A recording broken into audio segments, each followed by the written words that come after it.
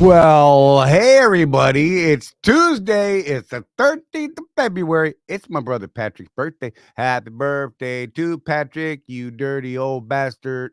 That's not the way that song goes. Sorry, people. I don't know. Look, so we're here. It's 6 o'clock somewhere. And Jeff was supposed to be working tonight because of the Walmart account that he's on. So we got a special guest host, Jeff Reese, who's going to be hanging out and doing cool things because he talks about really smart things. And you know what? So we'll be right back after this. Don't go away. We're here. We're here. Paying too much for trucking insurance? What if you could save more by making one simple phone call and keep more profit? You could very well do just that with one simple call to Seabright Agency, 800-366-6466. Call now. Now here's a question that all owner-operators and small fleet owners should consider. What happens when you access the unrivaled advantages that are available through the ES Advantage program? We asked Jeff and Charlie from Contractors Corner to share their thoughts on how they've been able to utilize the discounts and services that are a part of the ES Advantage. Your business will make you money if you do well at that business. And ES Advantage in trucking, they do really well at providing those services. So the effect that ES has had on our personal trucking operations, not even talking about what we do on the consulting arena, I've been able to save thousands of dollars a year in fuel because of the relationship with them. I have a new accountant that I work with, trucker CFO, that I learned about from ES Advantage. They're giving you that 10,000 yard kind of support from behind that creates a way for you to succeed, which is one of the things that we love, because anything you can do to help someone succeed is going to help them succeed. They make money by making sure you make money. Now, if you're an owner-operator or small fleet owner and you would like to learn more about how you can drive savings to the bottom line of your business, the ES Advantage program has the discounts and services that deliver the kind of unrivaled advantages that are designed to help you improve your overall operation. Get connected with the ES Advantage today.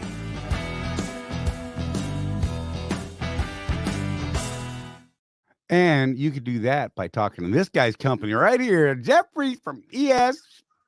How are you doing? Man, I'm awesome. How are you, brother?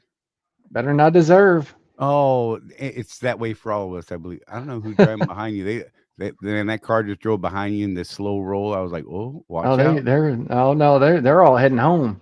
Look, when I see a car slow roll by my window, I'm watching. Side-eyeing. Yep. Yeah. How you doing, man? Good to see you. I'm good, man. I'm good, brother.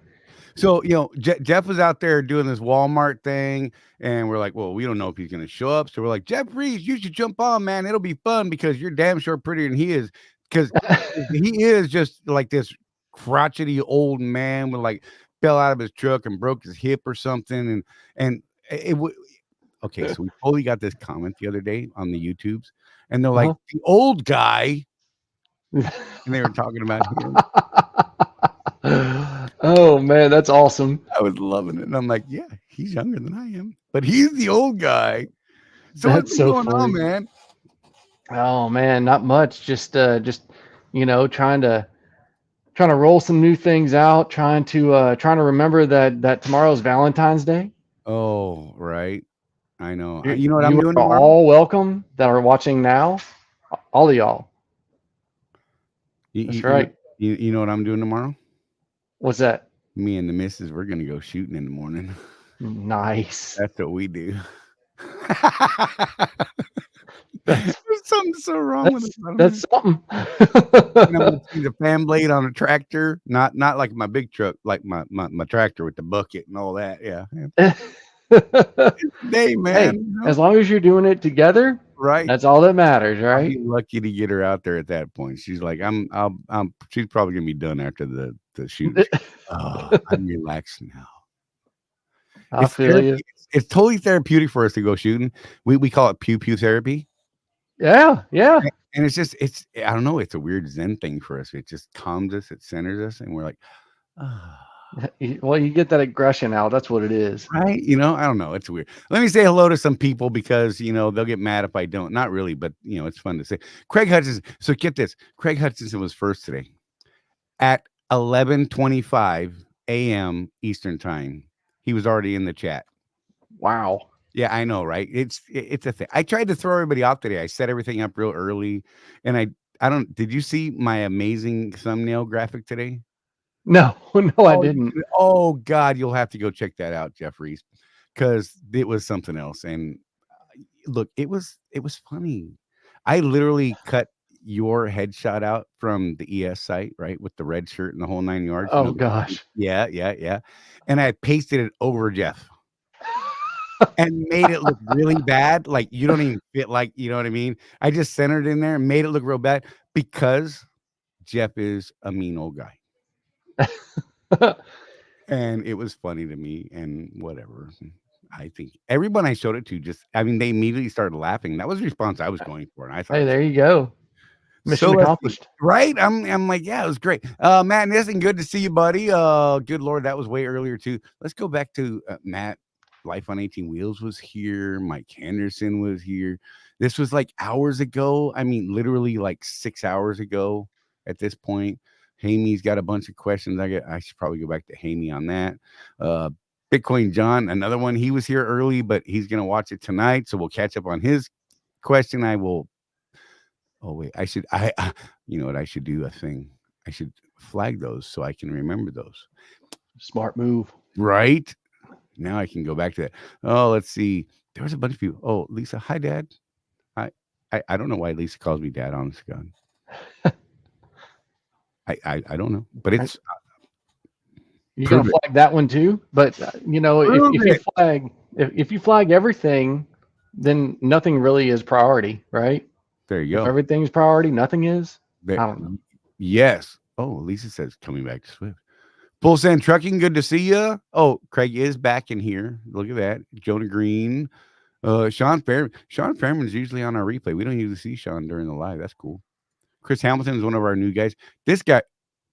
Sam Hill's going on here. You better watch it. Your women and kids are in the van. They're watching. Mom's driving. I'm gone for 9 minutes and 36 seconds, and you replace me? Absolutely. Get out of here. I'm done with your face.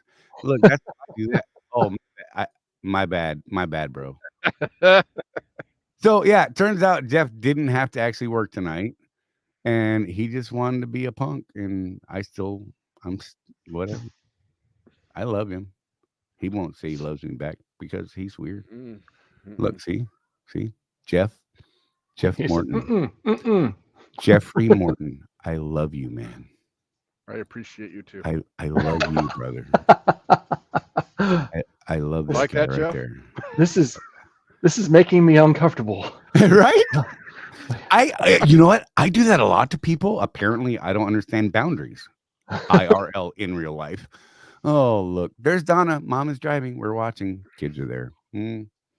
James Vaughn, good to see you, buddy. Trucker Tim.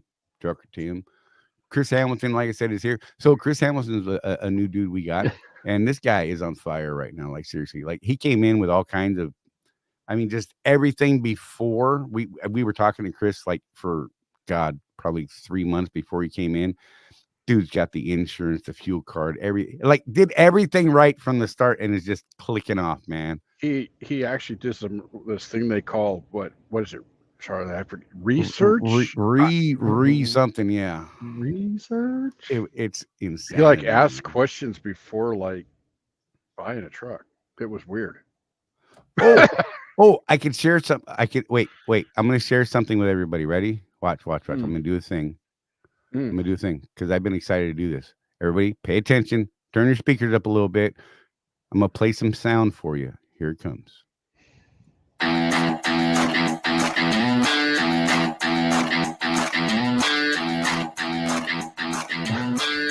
Hey, everybody, and welcome to the Road Warrior Entrepreneurs Podcast, where real truckers, that's us, are talking real business. I'm Jeff. And I'm Charlie.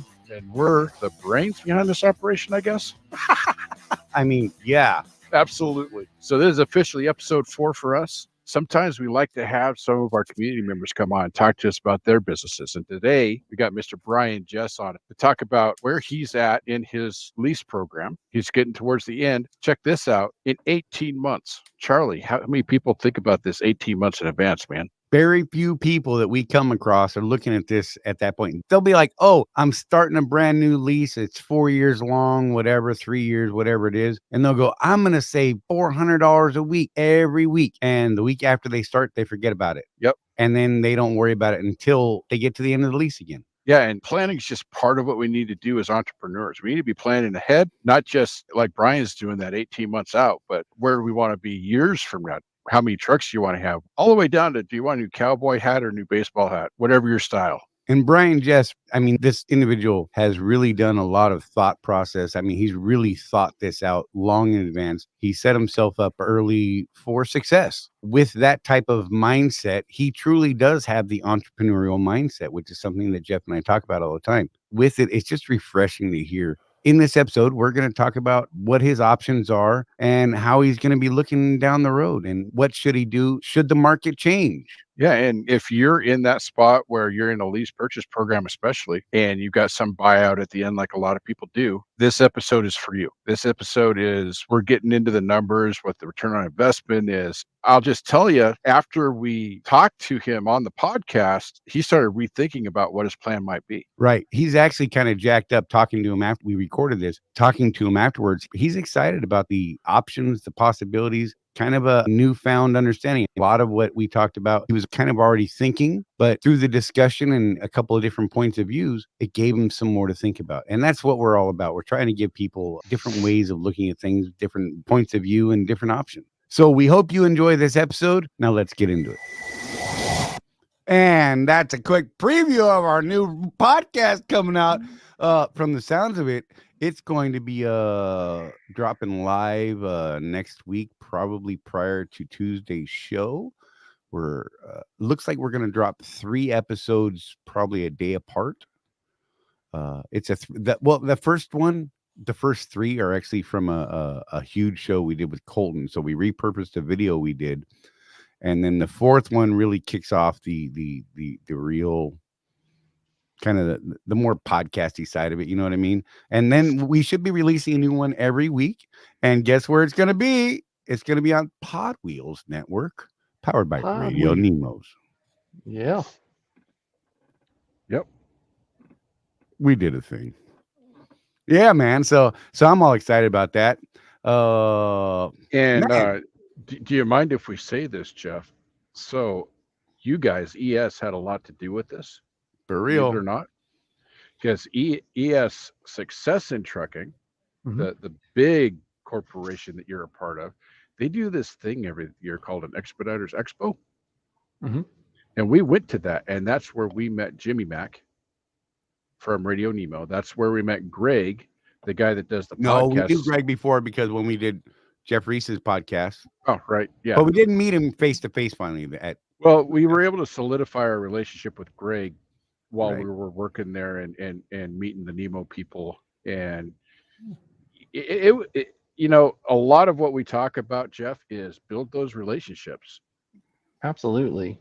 And you, Jeff Reese, were the first person our first foray outside of our little universe. Right. Where we forged a relationship outside of what we normally do. And look at what's happened since then. Good. You know, I just want to put that out there. Just, you know, you guys are pretty much in this space like we're in this space to help people. And Absolutely. It just kind of blew our minds that we found like-minded people at a corporate level. Right. That is so very rare. It's tough to find. It really is. Look, so, yeah. Jason and Jeff Tacker, we deal with way too many Jeffs. I'm just going to start throwing that out there. I'm kind of over the Jeff thing, but whatever. Anyhow, so that's why I call him Mr. Tacker. Yeah, right. but those 2 guys, I mean, for the size of a company that they do, I mean, you know, revenue streams and things like that, not what you would expect. Just super down to earth and mellow people. And Good Jason people. Jason is just like, yeah, that's cool.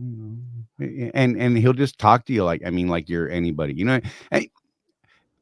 I mean, that's the way life's supposed to be, right? You know what I mean? Exactly. But Yeah. some people are just not that way. Let's be real. They're like, you know, you have to expect, hey, I'm Jason, get away from me. I don't even know who the hell you are. Not like that at all. No. In fact, nobody we've ever dealt with in your entire company has ever been like that. Like it's weird, man. But that's why we love you guys. We like being weird, I guess. We Right? just like being weird. I dig it, man. So let's see. Here's the funny thing. Matthew Wright introduced us to the ES Advantage fuel card. Right? He's like, you guys really need to check this thing out. And we're like, whatever, shut up, man. And then we're like, okay, let's look at it because you know I got a little. We got smacked over the head with numbers. Right. And so I'm like, yeah, let's try that. And we reached out to you, and I can't. What was his name, Jeff? Was it it was EJ? Yes, it was EJ. It was EJ. So I talked to him, and he's like, and I'm like, yeah, man, this is cool. And any chance there's someone that I could talk to about maybe something other, a little more into this fuel card thing? He's like, yeah, man, hold on, and I'll get you someone. And he introduced me to you, Jeff Reese. And then we had this wonderful conversation. You're like, what? This is awesome. Let's do this thing. And that was like a Friday and Monday. In fact, it was like Saturday or Sunday. You had a website up for us, a landing page, and it took off from there. And then we ended up meeting Tony from Seabright and Colton from CFO. And dude, like seriously, I don't want to say it. I mean, it started with Matthew Wright. Bump that dude. I love that guy. He's fun. Give credit where credit is due. Man. I know. And you know, and he's probably not even watching because he's mean to me sometimes. But whatever. I'll tell him, hey, I talked about you, and then he'll watch the whole show. Yeah. But whatever. But yeah, dude, it's crazy. I mean, the relationships. That'll be our thumbs down this week. Right. You're right. It'll be Matt. Okay, that makes sense. But yeah, I mean, and then you know, from that, you know, Greg and the Nemo folks and. Dude, relationship. It just spiderwebbed. Right, for real. And it's still growing. That's the cool part, you know. We actually just started offering insurance to folks that are outside our Swift network. So we have an insurance program for those guys now. And we actually just got our first 2 clients there. Very nice. So I mean, it's like a thing, and we're like providing good insurance. And then, from what I heard, they're like, "Oh, this is a great rate," and we're like, "Yeah, we think so too." Yep. Oh man, it's a trip. It's like the whole thing. I mean, I think we started with you. I want to say a year and a half, maybe, about a year, maybe 2. It's almost 2. Yeah, it's almost 2 years. Yep. And God, man, it just keeps growing and growing. And you guys got all kinds of stuff going on. Hey, are you able to talk about the ES site? What's it called? ES site 2024? The site?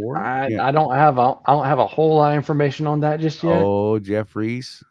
So you are dropping the ball, sir. I know. So look, I got an ES. I got an email from the ES program, right? And they're like, hey, ES site 2024 coming up. I know, if you're interested. And I'm like, I don't even know what this is. So I'm like, of course I'm interested. Right. And then somebody called me and I'm like, oh, hi. And we had this conversation. That must have been Kelly. I honestly don't know, because some days I'm not great at this. And I kind of told her about, who I was and what we do and that sort of thing. She's like, oh, well, that sounds wonderful. And then the next email I got was, hey, registration's open. And it's like a whole thing you guys do. So is there anything you can tell me about it other than it seems like, and I don't say this as a bad thing, it seems like just an amazing recruitment thing. It's definitely, it's an opportunity to well, it's an opportunity to learn too. Right. So I mean, there's a lot of once again, it's an opportunity to network and to build relationships. We've got several sponsors that are coming on. I can't really speak to all those just now, but Just a lot of different ways that you can learn about bettering your business, learn about just some of the different facets to trucking itself. Right. And it's an opportunity. Also, I mean, like I know like Jeff and Jason are gonna be there, so it's an opportunity to get some time with them and Right. You know, when you get to have talk a to good chat. the two top guys of the company, Mm-hmm. and they will absolutely talk to everyone that walks up to them. Mm-hmm. And Absolutely. they will walk up to people randomly and just, hey, how are you? Who are you? You know, what's your name? I'm Jeff Tacker. I'm Jason Williams. And you're like, oh, nice to meet you. And you have no idea who they are. Yep. You're just talking. So yeah, all that's great. We have a question. Oh, my bad. And I have an answer. So is there any plans to have the funds through ACH get direct deposit any quicker? Thinking if it could get funded so quickly through a card, why not through ACH too? So isn't it a little bit quicker? The thing says within 26 hours now, doesn't it? So the way that it works, so we sped things up on our new platform. So if you've got the old fuel card, you need to go ahead and transition over to the fuel account. So there's a difference between a pre-funded fuel card and the fuel account. One of those is the fuel account with a credit card or debit card. We are actually able to push those funds to that account within 30 minutes or less. Oh, wow. Of processing the payment. That part I've experienced. Yes.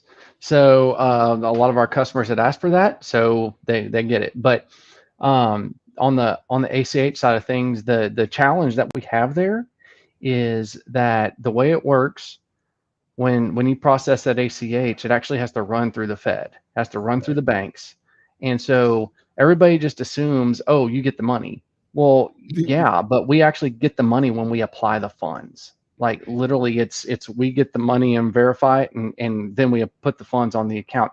And the reason why we have to wait is people make mistakes, and it happens, but people can make a mistake and put in a wrong account number. And then if we put the funds on early, when the funds are supposed to arrive to us, we'll get an error saying, hey, there's no bank account. So you don't get those funds. And then it just ends up becoming a risk. And so that's why we have to be very careful, but we also don't hold that money either. When we get it, we put it on there. I mean, we're doing it as fast as we can, right? Without putting our company at risk. So it's the Fed. It's the Fed, yes. Government. So that is. I love those people. So yeah, but I mean, yeah, like I said, we've looked at that several different times, and we just cannot figure out a way to minimize the risk on that yet. So awesome. Tim said, "Cool deal. I appreciate the explanation. Thanks." What's up, Michael Fowler? Good to see you. Good to see you. Hey. Smash the button, y'all. Full Send Trucking is like telling people to do some things. I'm just saying, I don't disagree with him. He ain't wrong. So you had indicated that there's some exciting new stuff that you guys are doing that you wanted to talk about here. So what do you got for us, man? So we got a few things that we've rolled out, and a few things that we are going to be rolling out. So one, a lot of this applies to the account, not the prepaid fuel card, because as y'all know, I'm sure everybody's gotten some kind of notice now that the prepaid fuel card is being sunset. So if you have not transitioned over to an account yet, please go ahead and do that. But what we have done is when we've been able to, leveraging that new platform, we have updated the map.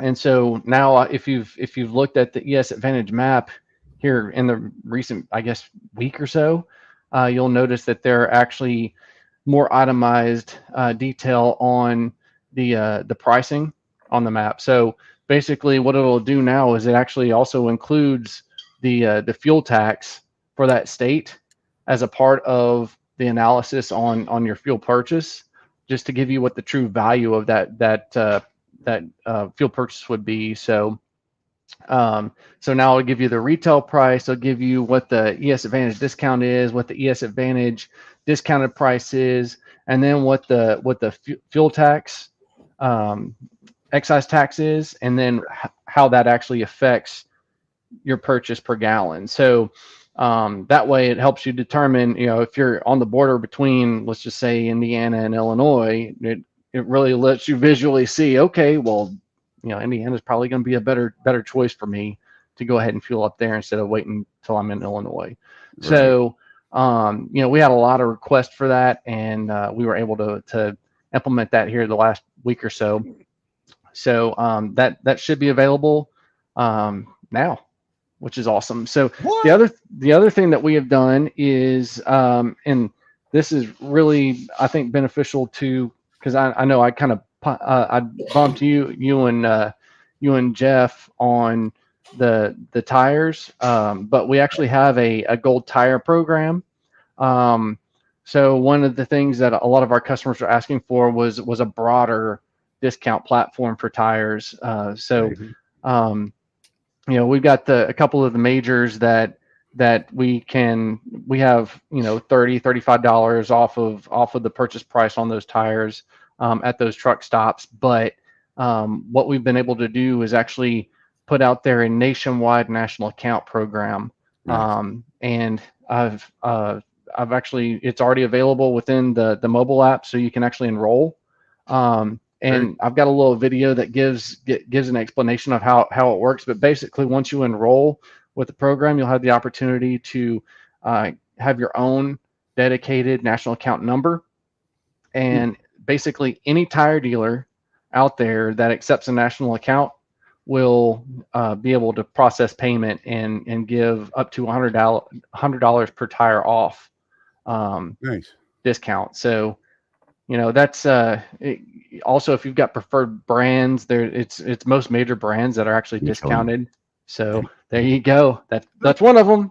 That's one of them. So, but yeah, so Michelin, Yokohama, Cooper, all those fun ones. But they wanted something that was broader, something that was deeper, and we were able to provide that as well. And we've made it as easy as possible. It only takes 2 days to get the national account number created, and once they have that, they're able to go through, and we've got a lot of videos and stuff like that can walk them through how it all works. Oh man, just bought 4 tires. Right. Well, that's all. There's always next time. Right. Hopefully that's 3 years from now. Right. I'm just saying, but dude, that's cool. And I mean, granted, a lot of the folks who watch the show are Swift guys, and that's hard to beat their buying power, right? Sure. And so, but I mean, this is something that's huge or it could be pretty good. In fact, huge for guys that aren't contracted to, like these mega carriers or something like that with the absolute insane buying power. I mean, look, the national tire account we're on with those guys, it's crazy. It's tough. It is crazy good. I mean, hey, and you what our the way we think about that is you do what's best for your business. So, right. But we want there to be an option out there, right. For especially that there are people that are following you guys that are not a part of the Swift network. So, right. This is an option. Great. Yeah. When we were talking about it, Jeff, I had pointed that out. Like, look, a lot of these guys, if you're leased to a mega carrier, you need to know what kind of deals you get. Mm-hmm. I know the deal at Swift is really good. I know that Landstar's got a pretty decent deal on tires and things like that. But if you're planning, especially we talked to a lot of people that are planning on just saying, forget the mega carriers, I'm done. I'm going out on my own. Well, now you're paying $800 a tire. Right. Unless you find a guy that could get you on a national account, right? I mean, yeah, absolutely. And we make it easy, and there's no additional charge to having access to it. So, it's just bundled in there. All you got to do is enroll. Yet another great tool in the toolbox that you guys provide people, that we're always telling people that, you know, we in the past were very narrow focused on the Swift stuff, right? And so, I mean, there was only a couple things from the ES side that were like, oh, this is great for us, and this is, well, we got that covered, right? Yeah. But now, you know, we've been separating a lot more. Jeff and I are on a huge kick to separate contractor from carrier a lot more, right? And it's just to work in towards that protection side of the world. And some people are taking the advice, other people aren't. Whatever, you know, hey, courts are courts. Whatever's going to happen is going to happen, right? That ruling from the DOT people with that thing is a whole, that's a nightmare court thing coming for who knows how long. Look, when OIDA and the ATA and yeah, and the Truckload Carrier Associate, TCA, all agree something's broken and something's going to happen. Yep. Because those three all together at the same time just sounds like, I don't know, the world is spinning the opposite direction. Yeah. So, you know, for our lease people out there, no matter what carrier they're at, our advice is, you know, distance yourself from that carrier as much as you can. Right. Insurance, fuel buying, I mean, all these things. Because we think, we could be wrong. I mean, for all we know, the independent contractor model is just going to die in a couple of years because of all this. We don't know. God, that would suck. But we're doing everything we can to prove to the regulators, no, I'm in business for myself. Right. The only thing I'm getting from Swift is freight. That's it. Right. And, you know, one of the things that's interesting about your larger group, Jeff, is that you help people get and stay in business through other programs that you have.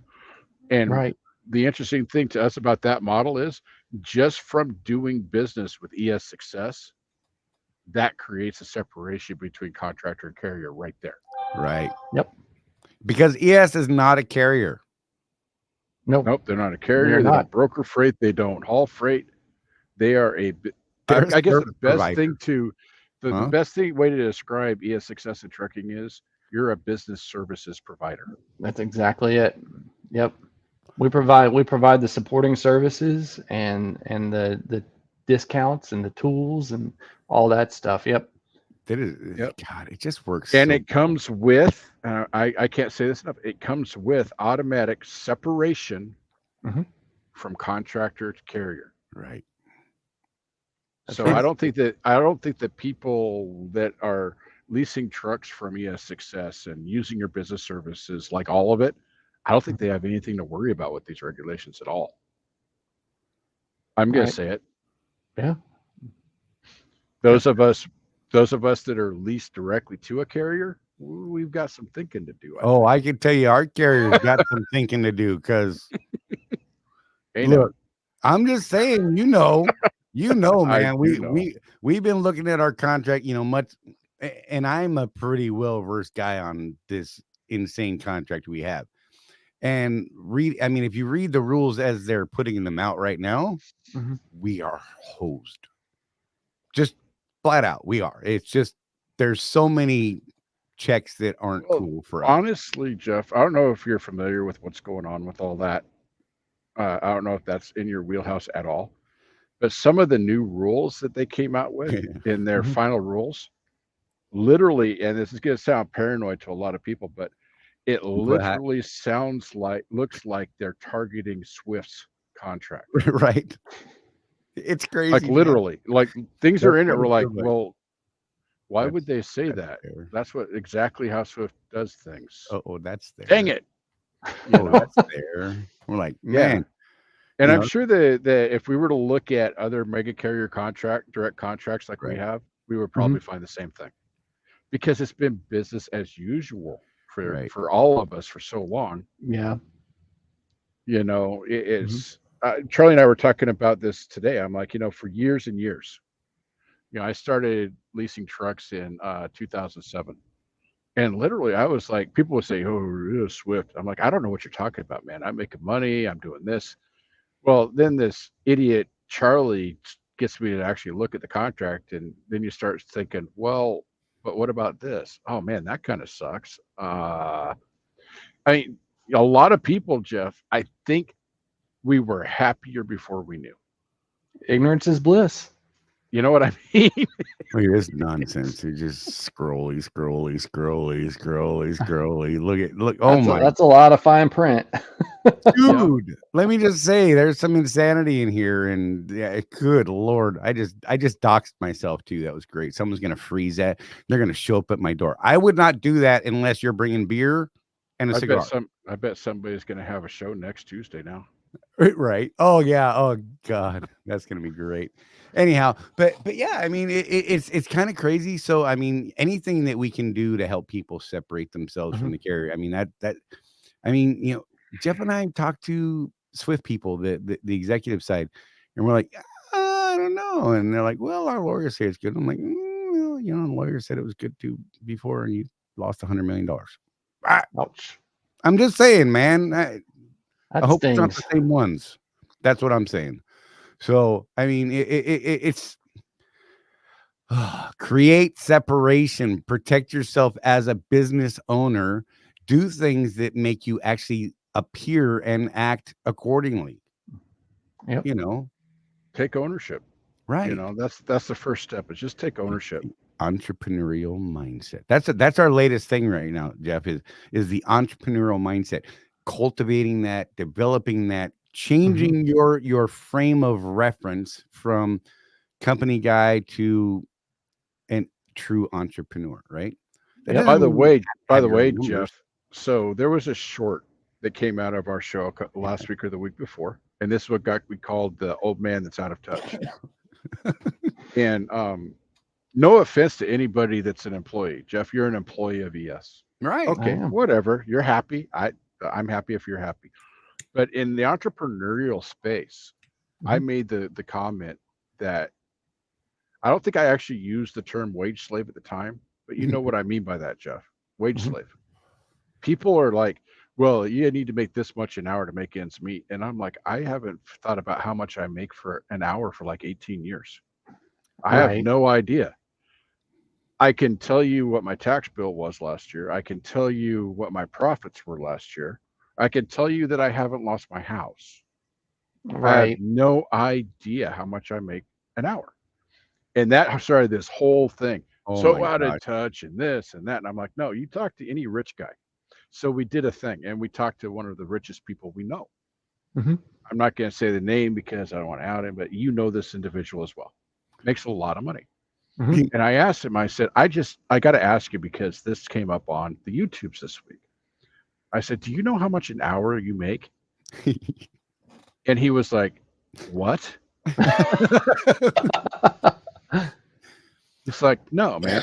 I know that this part of my business pays about $300 a year. I know that this part pays about $250 and this part about $240. So I guess I'm about at $800,000 a year. That's what he knows. He could tell you exactly what his costs are. He could tell you exactly what his tax bill was last month. Right. Yeah. To the penny. Yes. But by the hour, he's like, I have never thought like that. Who thinks like that? And I'm like, well, these people on YouTube that are saying I'm out of touch. Right. I'm trying to teach people how to get past that wage thing, you know? Right. And I'm sure that like if you were to ask Jason or Mr. Tacker that question, they would probably look at you like a doe in headlights too. Like, what? What do you even mean? They're like, I don't know. I have a profitable business and that's all whatever. You know? Yeah, it's a little bit more of a macro thinking. Yes. Right, yeah. You know, and but that's what we're trying to break is that the small, tiny little view of things where you were an employee. We get it. We've all been employees at some time or another, right? But when you make that switch, you've got to change the mindset. Otherwise, it destroys you and your vision. And then you start looking. If you can make that transition, it's amazing what happens in your mind and in your business. And to put a finer point on it too, Jeff, our audience is people that own 1 to 10 trucking or companies. You know, they're entrepreneurs. We're trying to teach them to get out of that employee mindset, because that's a killer in this business. It is. Right. time and time again, we see people that go lease a truck from a mega carrier like Swift or Schneider or whoever, and they never get out of that company driver mindset. Mm-hmm. You know, oh, now I can do 75, so I'm going to do 75. Why? Because I get paid by the mile. No, you don't. Not anymore. You get paid a profit based on how there's profit and loss. Right. That's right. So yeah, that was kind of an interesting thing that we found doing this, is that every once in a while, especially since we got to where we are in the YouTube universe and our reach is out there a little more. I'm sure a lot of it is people that don't get what our niche is. Mm-hmm. Right. And I get that, but man, I can't not say anything. It's hilarious. Some of the comments we get now on, like we put out a ton of shorts now, and the shorts reach way out because it's shorts. It's they don't target real well in the shorts as far as I'm concerned, but whatever. So we get people that have absolutely nothing. They have no idea that we're even talking about trucking. Like no clue at all. Right. You're like, okay. And they come back with these statements, and Jeff is the old man who's out of touch and thinks all homeless people want to be homeless. Oh, so Jeff, you know where how did you that learn come from? You know how you learn a little bit more about us when you talk to us. So here's the thing with me. I actually have a soft spot in my heart of hearts for homeless people. Mm-hmm. And so that particular comment kind of made me mad, and I had to respond to that. He and Donna both. Donna got involved. I mean, I'm that guy that used to spend my lunch hour when I worked at downtown Portland down at Baloney Joe's, which is the homeless shelter, and help pass out blankets. You know, I mean, so when they said that, I was just like, okay, I cannot let that one stand. No way. You know. So. Here's Donna. What got me was how this guy wanted to blame all old people for his problems because we are somehow privileged. Yes, it was great. Yeah, that was a good one. So he said that my education costs less than his, and I'm like, I don't have a degree or anything.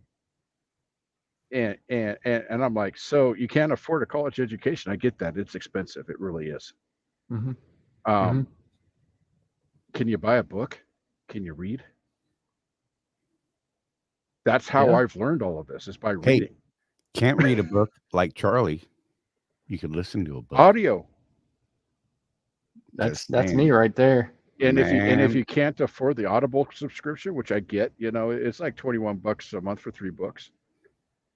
There are free options. There really are. You could go to the library and get most books in audio format. Mm-hmm. Yeah, the Libby app. It's crazy. Mm-hmm. Really? Yeah. All right, that's new. Yeah. Oh, yeah. It's been going on forever. It's the crazy thing. Now, why would I ever go to a library? Let's be real. That's what I thought. Look. Now, the books that Charlie and I like to listen to and talk about,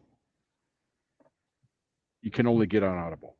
I'll put that out there. Yeah, there's quite a few that are like that. But business books, you know, you can, you know, it's a weird thing because it's an audio book, right? Mm-hmm. It's on the cloud, right? But you check them out, and only one person can have it checked out at a time. That's weird. Okay. So there's times when an audio book is not available yet. You put it in your list, and they notify you when it's available, and you can check it out. I'm sure it has something to do with copyrights and all that stuff. Probably, yeah, probably. But I always thought that was kind of funny. That is interesting. Life on 18 wheels. I don't know, man. Audiobooks are like the lazy way of doing it. I'm gonna fight you, bro. Next time we see each other, we're gonna like throw them up. Okay, Charlie, just calm down. Calm down. Okay. I have been known to literally make Charlie mad using that argument because I believe that reading an actual book is the best way to do it. And Charlie knows this. But Charlie won't read a book. Never mind why. It's none of your business. I'll tell you, I don't retain jack. I read. I'll read the same page 122 times and won't remember anything it just told me. So I am fine with him listening to an audiobook. He just listened to Rich Dad Poor Dad, which I have not read, Jeff Reese, Changed my life. It came out in 1996. I didn't know it existed. And he retained all of it from the audiobook. Been on fire. Completely changed my life. Like no joke. I'm telling you, the way I'm looking at the world, completely different. I've seen opportunities jump up in our faces over the last month that I'm telling you I would not have noticed as opportunities. Would never even thought of them. All because I sent him a podcast to listen to. True story. Yes. And I'm telling you, that book, transformative. And I really wish, I think Jeff said it came out in 96. I retired from the Army in 95. I wish I had found that book in 96 because I was lost anyhow in 96. I was working in an adult bookstore. Okay. I mean, that's for 5 years. Look, it happened. I mean, it was a thing, you know, it was a job I went to get because I was going to quit like 3 days later because I'd never really quit a job before. And I thought, I'll get this stupid job and quit, whatever. 5 years later. But I mean, I'm thinking about how different I might have looked at the world and how different it might be now. I mean, granted, I probably wouldn't be here right now doing this, or maybe I would have. I don't know, because it does take action. Yep. I mean, you actually have to do something. You have to, you know, that's how I pointed up there, you know, but we have to take action. So, you know how we like to tell people, Jeff Reese, about our mistakes because we're hoping that they will learn from us. Right. One of the biggest mistakes in my life, I've honestly been studying this stuff since I was in my early 20s. Used to drive Donna nuts because I'd be like, well, you know how you are when you're in your 20s. Well, you're probably still in your 20s, Jeff, but right. So eventually you'll grow out of this phase. But I would read something and be like, we should do this. And by we, I mean you. And it would drive her nuts. Right. You know, and all these things, like I read Rich Dad Poor Dad back in the day. I never did anything with it. You know, what if I had? What if I had taken action at the time? On the same note, though, we look at all the things I've learned in the last 20, 30 years. And now we have this platform where I could teach people, hey, you know, I learned this back in my 20s, didn't do anything with it. I'm really hoping you do. You know, that there's that experience too. I could not speak to the things I speak to today without that experience. Right. It's crazy, man. Like, and so many books and so many different podcasts, man. I've been on a terror lately, catching up on some podcasts that Jeff turned me on to that he's been trying to get me to listen to forever. I mean, like legit. And tell her ha ha. God, that lady. But yeah, and once I listened to the one podcast that turned me on to Kiyosaki, which was Rich Dad Poor Dad, I started just on a terror for all these other things that Jeff was feeding me, because now, having listened to that book, the way I view everything is completely different. Right. The way I hear it now, you know. So here's a great example. Ready? So I'm at the Target DC last week. We're getting ready to go home, and their yard guys all got fired. All the yard truck drivers were fired. They had one guy on site who had never done it before. His first night there, all alone, no training. And they're like, hey, we need, you know, if any of you guys want to move some trailers for the night. I'm like, I'll do it. That stupid part of it, they wouldn't let me do it. So it's like, nope, we don't want the liability. They were going to give me a yard truck and everything. I've been dying to drive a yard truck, okay, because I just think it'd be fun to do. I'm like, I'll figure out your computer. Give me 10 minutes to figure out the computer, 10 minutes to, you know, go out there in a spot where I can not smash another trailer and figure out how to back this crazy thing up. And I'll be on my way. I will work the rest of the night for you, man. And it was like $350. I'm like, I'll take $350. I don't care. It's, you know, I was going to have like 6 hours of work, man, just to screw around and do something I really want to do. But then I immediately started thinking, wait a minute. They fired all the yard guys. Next question was, hey, does Target or the other company that they have, do they own the yard trucks? Who owns the yard trucks? Because now I'm thinking, oh, there's a business opportunity here, because clearly there's some unhappiness with their current offering. And I thought, I know an awful lot of drivers that might actually want to do this at a decent hourly rate, because they're like, whatever. And so then I started putting these things together, and I called Jeff. I'm like, bro, we got to talk about this. And we started going through this process on how we could start this business to where we didn't physically have to manage it. Already thinking ahead of having someone else manage the business. We were going to start the business, hire the people we need, and then put someone in charge that we could trust. I would have just been like, I could make a couple $100 tonight. Shuffling trailers. It went from shuffling trailers to a full blown business plan almost. Yeah, that's crazy. And it happened in a matter of minutes, and then as it festered overnight, look, I had to get over being upset that Swift wouldn't let me move trailers. That was like a whole thing. Like I was mad. Like I'm like, whatever. I got insurance. I bet they'll cover me. Yeah, I bet I could send Tony a couple bucks and cover it and still make profit. Leave me alone, He'd figure out a way. Absolutely. And then as we got past that, we're like, oh man, this could actually work. And then I'm like, well, maybe, the managing it from where I am. But we worked through this whole process, and it's all because the way that I'm looking at everything changed.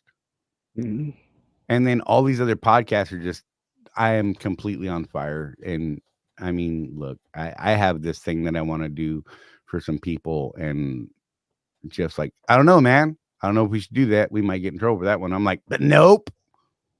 I got the contract says something else, and I can't even get into it. So it's real vague and stupid. But you know what? I'm going to call Lisa out because I think Lisa's drunk. Lisa said, Charlie is going to be in heaven, now way more tired for him to mulset. There you go, Lisa. Welcome. Dennis Lewis, good to see you. He said, Dennis. Good evening, Charlie, Jeff, and Jeff. Sorry, I wanted to catch up on these. Trucker Dan, what's up, buddy? So, sorry. So, Jeff Reese, I had a question for you. Yeah. Can you speak to yet? I know that you guys have been working on it. We love putting on the fuel routing, like from point to point. So I can speak to a couple of things. Yeah, I can speak to a couple of new things too. So routing, yes, we're hoping to have that done by mid-year, and it's going to basically be A to B, point to point, lay out a route on the map, and then drop the pins, highlight the ones in green that are the lowest purchase price, because that's what you should be looking for, not the biggest discount, but what the lowest purchase price is. Right. And then that should allow you, and then if you want to, you can tap on it and get turn-by-turn directions to it. But yeah, it's from a high view level. It'll literally say I'm going from, Memphis to Miami. It'll go Memphis, Miami route. All the locations are all on that route that have discounts. That's a funny thing, because when we first started with you guys on the fuel card, right? I can't remember who it was, but I came across a guy. He's like, yeah, man, I got $1.50 a gallon off at this stop. And I'm like, that's awesome. Was it really the cheapest spot in your route? He's like, it was $1.50 off. I'm like, okay, what was your route, dude? Right? Because now I'm thinking something. And I pulled it up on my app, and I'm like, bro, the cheapest spot was like 20 cents less than where you got it. Yep. But it only had a 50-cent discount. Yeah, it was like a 30-cent discount from their pump price. I'm like, but it was cheaper than where you got it, man. Yep.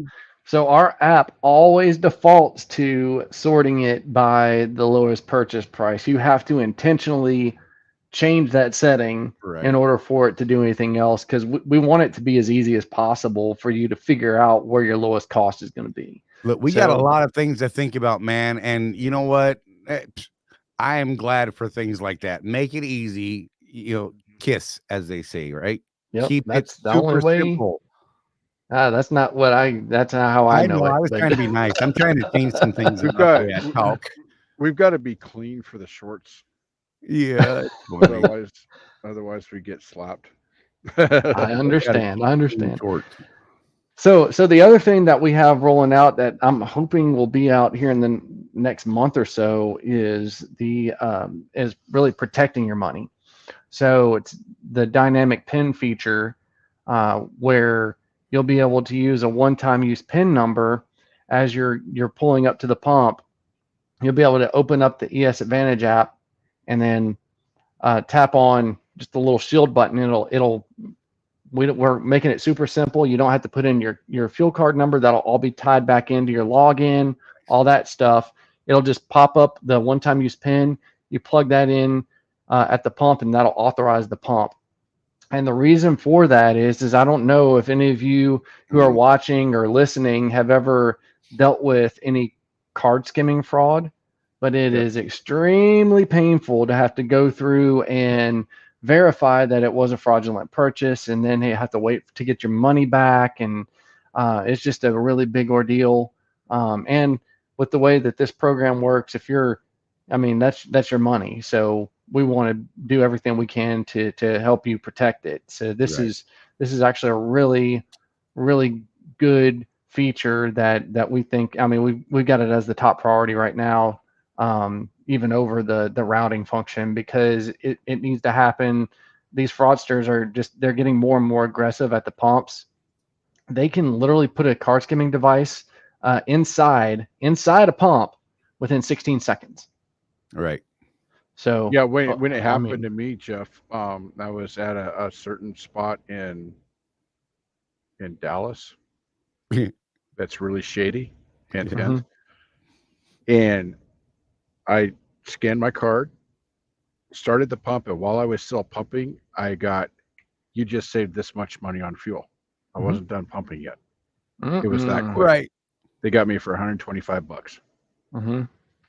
Yep. Yeah. But then you try and go in and argue it with the truck stop, but they don't know what the heck you're talking about. Yep. There's no receipt, no nothing. It's weird. Absolutely. Yeah, it's scary what they can do now, and the thing is, and the reason why it's so important to have the one-time use PIN is that they've gotten very savvy with even capturing your driver ID, whatever. So with it being a one-time use number that's required, every time, even if they capture all the other information, when they go to try to process it somewhere else off-site at another location, they'll be prompted for that one-time use PIN, and they won't be able to generate it. So it just really protects you. Yeah, we need a DNA scanner. I feel like that's the only way it's ever going to be solved. And even then, you know what? I'm pretty sure I can defeat that one. And not that I'm thinking about it. I would say retina scanner, but I've seen fights at truck stops, and somebody could grab your eye. I've seen movies about this. Right? you go into Dallas looking normal, you come out looking like Snake Plissken. Yeah, right. Okay. It's crazy. Life on Empty Wheel said, "Oh my God, that's me and Calm Data right now. 5 cars in the last year," shaking his head. Did I tell you about what was going on with Calm Data there for a while, Jeff? Oh God, it was terrible. We had members of ours that were in like Tennessee and got charged for fuel in Michigan. Right. Yeah. At the exact same time. At the exact same time that they were fueling up in Tennessee. Yeah, that's not possible. Right. No. That's not physically possible. And then trying to deal with the megacorp that Calm Data is, boy, that took some. Well, some of those still aren't resolved that we know of. Yeah. Months later. But Yeah, they took it out of their settlement. Just saying, not a great system. So I did look, the more security, the better, man. And wait, so here's the funny part is a lot of times what happens with more security is it becomes so much more technical. Look, I've got a problem right now. Okay, so using my Condata card, I pull money out of my maintenance account to put on there, right? And I tried to log into their app the other day, and it's like wrong password. Because I had to change my password one day because I forgot what the hell it was, because I'm old, whatever. And so I couldn't out of touch. Right. And this is like my third password there. So I have, a couple of set passwords that I typically go with, or some variation thereof, right? I've gone through so many variations of my passwords that I don't know what the heck my current password is. So I keep locking myself out of the account completely. And then I have to add an even more ridiculous password that I'm just not going to remember. And that's actually where I'm at right now with them. I can't get into my account. I have no idea how much money's on my card right now. Well, that's so frustrating. Jeff, as you get older, it does get harder. And I never would have thought this when I was younger, but it does. Like, I had to call you guys the other day to figure out how to use. So I took money out of my maintenance account to put on the ESA card, right? And for the life of me, I couldn't figure out how to change the zip code, because on the Comdata card, zip code is Phoenix because it's technically registered to Swift, even though it's got my name on it. And by the time I had your guys that were very patient with me, so kudos to them. Got it figured out, and I'm like, okay, I'm just an idiot. Gotcha. And Jeff Reese sent a video that showed exactly. So this was in a text message between Jeff, and I, and I'm just sitting in the background giggling the whole time, because like Jeff Reese sent a video like, this is how you do it. And it was the next day before Jeff talked to somebody. But the silver haired lining is your people, for real, people at ES Advantage walked me through it. Nobody made fun of me. Nobody, they just like, oh yeah, just do this and this. I'm like, thank you. And it was like a 2-minute conversation, and they solved my problem. Yeah, it's not so bad. There's been worse things that have happened. I'll guarantee you. Right. So. It's just great. But that was my point, was you guys aren't making it difficult for us on the security thing. Like, you guys are putting in these things that actually make sense and actually increase the security value of it. So I mean, it's not like all this complicated nonsense that I'm gonna forget in 2 days. Oh man, heaven help you if you enter the wrong password on your bank account 3 times. Oh, God. I stop it too. Oh, right. I'm like, I need a break. I'm just gonna walk away from this for an hour, and then I'm gonna come back and try again. I end up calling the bank. Screw it. I need an answer. How much is in my bank account? Because I'm dumb. They're like, oh, let me help you, sir. And I'm like, thank you, ma'am. You're such a nice young lady. And then she said, I might use the voice. I'm just saying. And then she says something like, well, thank you, young man, but I'm like 82. Right. And then you feel really special. Oh. This is my 4th career. Right. Trigger Tim said it would still be nice to save the ACH information without having to fill out the routing and account info every time. That's a pain in the butt. Yeah, I'm not gonna. Oh man, I know it, but it's way less of a pain to have to do that than it is to have to go and cancel your bank account and start up a new one because somebody. I mean, this is all just it's to protect you. We don't store any of that for that reason, and we thought long and hard on that platform as we were building it out on should we, shouldn't we, and we just ended up landing on it's safer not to. And we knew that was going to be something that was going to be a little bit of a sticking point, but it's just safer. We don't want anything to get out there. If it can get hacked, it will get hacked. Well, and that's one of the things I want to say that I appreciate about that decision you made, because it is very common in a lot of my auto paste type stuff that I will do. Your bank information once, and then they have it, and they swear up and down on their grandma's grave that it's unhackable, and then you get that nice alert in a couple of years. People never need to say unhackable. We're offering you free identity theft protection now because that's what the court says we have to do. Right? We got hacked. Yep. So it's good stuff, man. I don't know. Welcome to the 21st century, guys. Oh, is that what century ran? I don't even know what century ran. Yep. That was like the 17th or 29th or something. I don't know. I don't understand this stuff. That sounds like technical talk to me. But yeah, so look, bottom line, you guys are making the security stronger, saving us, and you know what? Protecting us. Oh, thank you, sir. And thank you everyone in that whole process, because for real, like Yeah, I mean that's our goal. I mean, we can't help you. We can't help you build your business if we can't help you protect it. So right. Crazy talk. Yeah, and then one of the other things too is, I keep my ear to the ground when it comes to people calling in asking questions. How do I run this report? I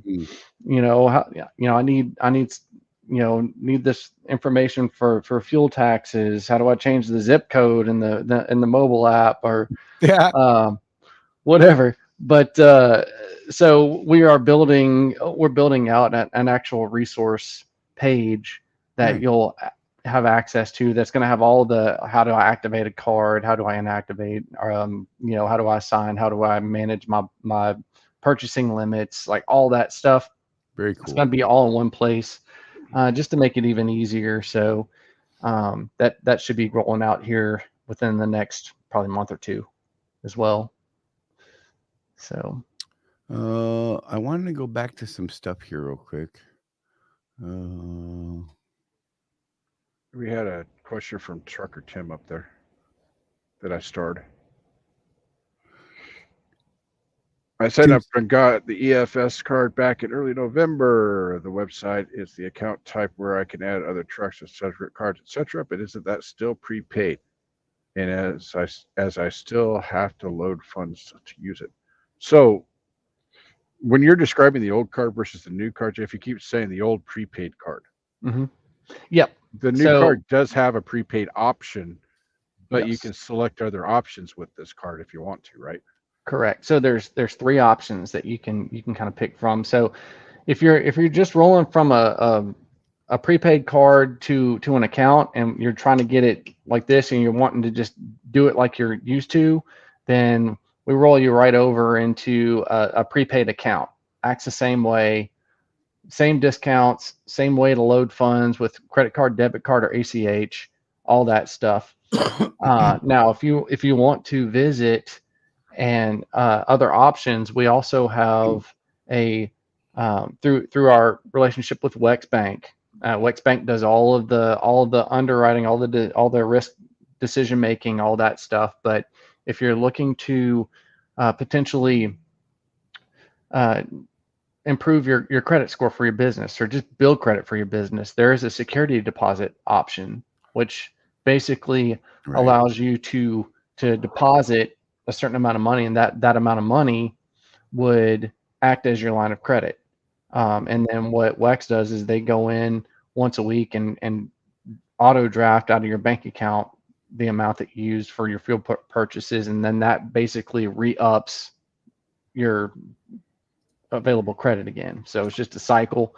What the nice thing about that is they do not run your credit when you're getting the account set up, but they do report all the positive payment history to the credit bureau. So you actually do get to build business credit that way.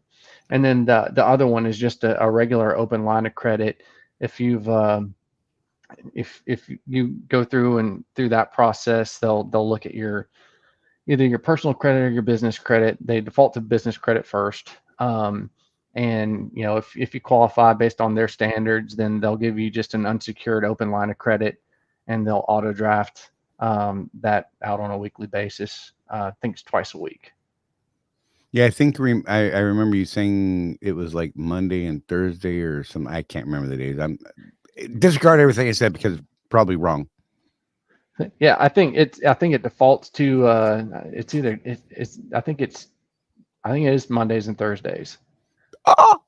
So, but you get to you can actually change that if you wanted to different days. Oh, it is. So they awesome. They do hit your account twice a week though. On the open line of credit, yes. On the security deposit, it's once a week. So that's something to point out, Jeff, is that so when, like for us, we only get settlements once a week. Mm-hmm. Right. Important to make sure you have the money there. You need to make sure you've got that money in there ahead of time.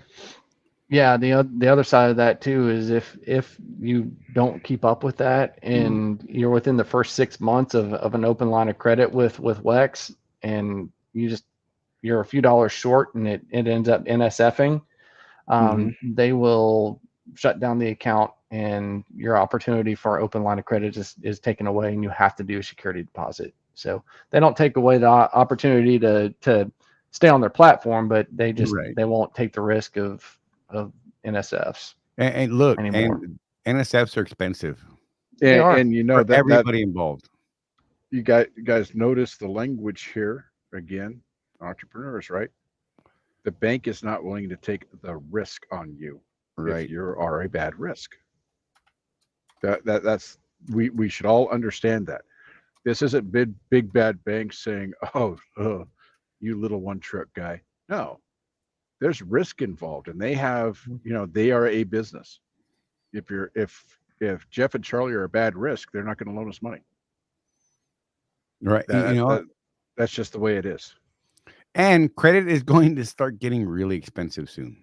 For anyone who's not paying attention, it's the price of credit is already climbing, and it's going to do amazing things in a bad way very soon is what I believe is going to happen. So be very careful with it, and just be careful. Protect your credit, protect everything about it, and hey man, it's a thing.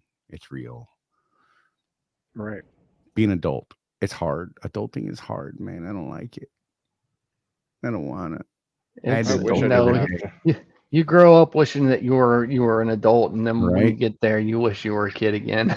I saw a great reel the other day. It was this little girl crying in her mom's back car, and she's like, "I don't want to." And then mom's like, "What's wrong, baby?" She's like, "I don't want to be an adult." And I'm like, "God, me too." She went further. She's like, "I don't even want to be a teenager. There's too many rules, and you got to do things." And I'm like, "Well, I'll tell you, Jeff. So I have 3 kids that are grown and 3 that are still at the house. And my older daughter, she got to the point she's been living on her own for a while now, and now she's like, "I don't know how you guys did it." And we're like, "We don't either."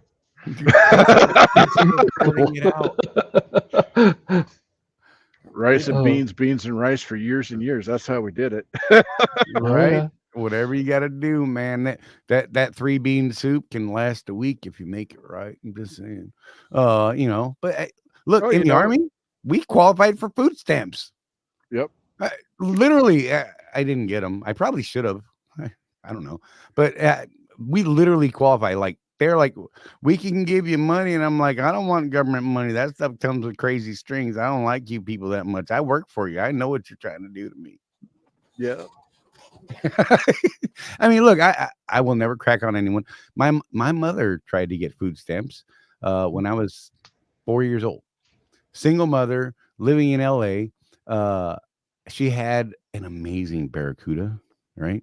That was her car, with no drive shaft in it. Because the U-joints were bad. And she was trying to get to work, and she couldn't find a job because she couldn't get anywhere because LA was not real easy to get around, and everything's super far away. And it's not, but it is. It's a weird place anyhow. And the food stamp people told her no, because you own this Barracuda. She's like, "The drive shaft is in my living room. I've been trying to figure out how to press the U-joints out of it." She had the U-joints, trying to figure out how to press the U-joints out of it herself in the living room. Oh my goodness. Yeah. It took her months to figure it. She finally did it. She got the U-joints replaced in that thing by her damn self, and never got the food stamps, and still kept us fed somehow. Power to single mothers, power to the people that know how to make a dollar stretch. I'm just saying, because it's an important thing. And you know what? I'm just going to throw this out there as a fair warning to everybody. You might want to figure out how to make a dollar stretch here over the next year or two. Just my thoughts. Just saying. Because there's some crazy things happening in the world, and who knows what's going to happen. Every day is just a question to me. I don't even know. Yeah, Jeff, that's kind of the mantle that Donna has taken on in our community, our subscription-based community. Is she does these videos on how she saves money at the house. Right. We end up after Thanksgiving, Jeff. We end up with a lot of turkey soup. Yes. Oh, she boils that carcass all the way down as far as it will boil down, and she cans it, and we've got turkey soup, man. All day long. I'm saying that's good year round right there. You got me. Yeah. And look, I don't know how to can. I'm not crafty like that. There's something wrong with me. I don't know. Next time you're at the house, ask and she'll show you. Yeah. I have to be very careful because we're going to be working around things that are hot, and I will say words because I'm going to burn myself. I'm that guy. And then I'm going to get hit in the back of the head with a big frying pan. Yeah, Donna can tell you what happens when you try it, when you work around that stuff sometimes. You're right. She's been burned pretty bad at times. Oh, yeah, that's right. Bad juju, man. Bad juju. Hey, if you guys got questions, please feel free to throw them up. We got Jeff Reese here. We're talking about, he can talk about all kinds of ES Advantage stuff or ES Success in trucking. What is the actual parent company name? I know we do this to you every time. So the parent company name is Expediter Services. Thank you. Good. So Success in Trucking is kind of our brand for the, all the people that we finance and right. All that stuff. So, and then really ES Advantage is actually the program that we offer, but I don't think I've ever told y'all this, but my division that I'm a part of is actually called Vendor Network Services. Right. And so I'm over Vendor Network Services, home of the ES Advantage program. We call it Vendor Network Services because what we do is we're not a fuel card, right. we're not we don't do shops, we don't sell fuel. We're a network of vendors that we've brought together right. into a community and that we're able to actually bring to you. So right. That's where that kind of came from. Keyword community. Love that. Absolutely. Word. So love the meaning, the true definition of it. Just God, I love it. I love community. It just makes me happy, man. I'm sorry. So one of the other things that I did want to bring up as a reminder too, that can be beneficial, especially when you're starting to talk about managing expenses and things that can be expensive, is our telemedicine option. That's a big deal, for a lot of people, and that can be a part of whether it's just for the person sitting behind the wheel, or if it's for them and their family. It's extremely affordable, less than a penny a mile, and it's nationwide. So, and it also includes a prescription discount card, up to 80% off on prescriptions, and that's at the major pharmacies. You're talking about your Walmart, your Walgreens, mm-hmm. all that kind of stuff. So, especially when you're having to deal with right now flu, you're talking about, or just needing to look at. Goodness, I know that I've heard stories about strep throat and having to having to prove that you got it by taking that camera and kind of shining it on your throat and stuff like that. But right. It's a really good way and an affordable way to be able to be taken care of while you're on the road, or feel comfortable that your family's taken care of while you're on the road, right. At a much more affordable price than run into the ER. Right. Because look, okay. Now, if your arm is off, please go to the ER. That's a different story. They can't help you with that over the video. I'm telling you right now, the Gorilla Tape and a stapler will do you just fine, or a tubeless stapler. Just make sure you line up those arteries just right first. Right. So, I found if you put a little bit of inside the artery. super glue was originally made to be a field dressing. So I'm just saying. Check it out. eshealthplans.com will take you where you need to go. Yeah. And yeah, we've got all sorts of stuff in there. The telemedicine, dental, vision, identity theft. We got that on there as well. So all at very affordable rates. But the nice thing about it is it's not an all or nothing. You can go in there and take a look at look at options and decide now or take it and put it in your back pocket and pull the trigger on it later. But we got a great partner that's really helped us out there within our community and built this marketplace for us. And they've done a really good job of taking care of the ES Advantage customers that are or members, I should say, that are really needing some of this extra stuff. I mean, you got life insurance in there, everything. So yeah, you can actually get a hold of them. You can go to eshealthplans.com, or you can call 833-907-3033. It's right there at the top of the website. And you will get to talk to that awesome dude, Greg, because we talked to him on here, and that guy is phenomenal. Another Greg. I know. It Jeff's and Greg's. I'm surrounded by Jeff's and Greg's. Yep. You know, there are certain criteria to working with this company. So, right. I'm seeing it. Good Lord. But and by all accounts, Jeff, one of the things I truly appreciate about Greg, and this is the caliber of people that you bring to the table for our people and everybody. If he thinks that you can get something different that's better for you, he will tell you about it. Yeah. Because, you know, a lot of us, Jeff, we qualify for Obamacare because of our tax situation. Sure. And he will absolutely tell you, well, I could sell you insurance, but have you looked at the exchange? I'm looking at your income here, and let's look at that option. You know, that's pretty doggone rare in the insurance business. For real. Absolutely.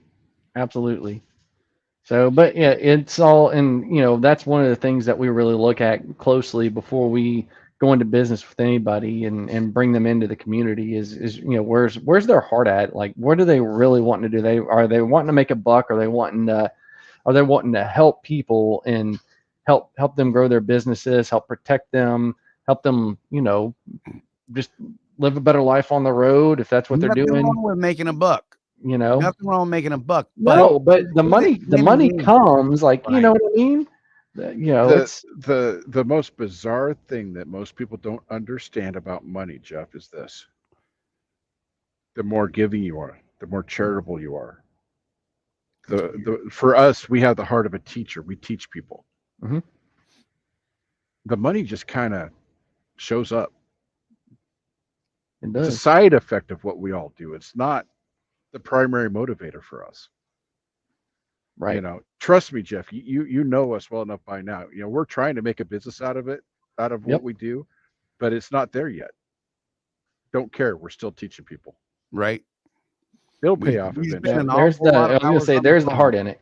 Yep. There's the heart in it. Dare I say that I have faith if we do the right things that God will take care of us. That's fair. You know, that's the way life really, really works. Now you can go out there and we've all seen it. Greed is an ugly, ugly thing. These guys that, oh man, he's driving that $300,000 Ferrari and this and that, and wow, what a life he must have. I've met those people too, and they are not nice people. If I had some extra cash, I'd rent one, but I ain't buying one. And they tend to, you know, you can make a lot of money really, really fast. Right. But then people don't trust you, so that's all the money you're ever going to make. Right. Right. And when we're talking with people about, okay, you need to pay your mortgage today. We understand that. Where do you want to be in 5, 10, 15, 20 years? Right. You build a legacy, something you can be proud of. For real. Yeah, you know, your company is on its second generation, right? Yes, it is. The founder, his legacy is that company, and his son Jason is following that legacy. It's amazing. Do you know how many times I don't know how many times you've seen it, Jeff, where the old man, for lack of a better term, creates this great company and then passes away. And what did the kids do with it? They run it into the ground. Less and then than it's gone. And then it's all that good that they did, all the wealth that was accumulated for a lot of people, and the charity that went with it, gone. And all everybody remembers is those rat bastard kids that ran it in the ground and gouged everybody or whatever. It's crazy. Hey, Mike Henderson had a great comment here on the ES Health Plans thing. He said, that's what Greg did for my family. He helped us save $500 a month without selling me anything. I'm telling you, Greg Helmick is something else. When I love talking to that guy, I really did. He's good people. So Mike, down the road though, when you need something else, I bet you go back to Greg. Right. Yep. Full Send said he's nice people and he has nice things. Whatever, man. Look, don't get it twisted. We get it. But you see some people that just go out there and it's all about, I want another Ferrari. Oh, how can I screw someone over to get that next Ferrari? You know, how much can I take? A lot of people know this about me, Jeff. I was in sales for quite a long time in my 20s. My last sales job was selling cars. I was fairly successful at selling beds and things like that. So I figured I'd go back to that, right? So I went to go sell cars and I lasted 3 months, dude. 3 months. I could not do it, man. Yep. Because all my coworkers were that guy. Yeah. I sat there and watched a dude take his own father for 20 grand. And in the sale upstairs in the break room, it was all pats on the back and good job. Wow. Yeah, his own father, dude. And I was like, what have I got myself into here? Yeah, this is not the place I need to be. I'm not saying that all car dealerships are like that. That was just my experience at that particular dealership, and I was just beside myself thinking, gosh, these guys are wow. Yeah, that kind of goes back to just the culture of the business that you build, right? So you know, if it's dog eat dog and you know, if it's you know, who can make the most off of the you know, the person by doing whatever it takes, you know, that's one thing. So it's another thing to actually have a heart for helping people. And this particular look, how long did it take Jeff? So Jeff Morton used to yell at me because I would say things like, I don't want to make money. I don't want to make money doing what we do. And he's like, bro, we can't do what we do if we don't make some money. I'm like, whatever adult logic. How many people can you really help if you're broke? You out of touch, old man. Okay. But yeah, back to my story real quick. So this is another case where this particular dealership was well known in the Portland metro area, been around for 50 years. Before the old man retired, it was one of the most reputable dealerships in the Portland area. Kids took over. That's what made the difference. Yep. The kids were all about the Benjamins. This highly trusted family of dealerships that this man built, gone within they're still up there, but their reputation was shot within about 5 years of that. Good night, Sean. Get a good nap, brother. Sorry. So Full Send said he was going to. So make sure you're teaching your children, if you're trying to build a family business that you can pass down, guys. Right. Let's say you want to have a small carrier someday and you're going to pass that on to your kids. Right. Please teach your kids how to be good people. Right. Lead by example. Right. Kids watch what the parents do.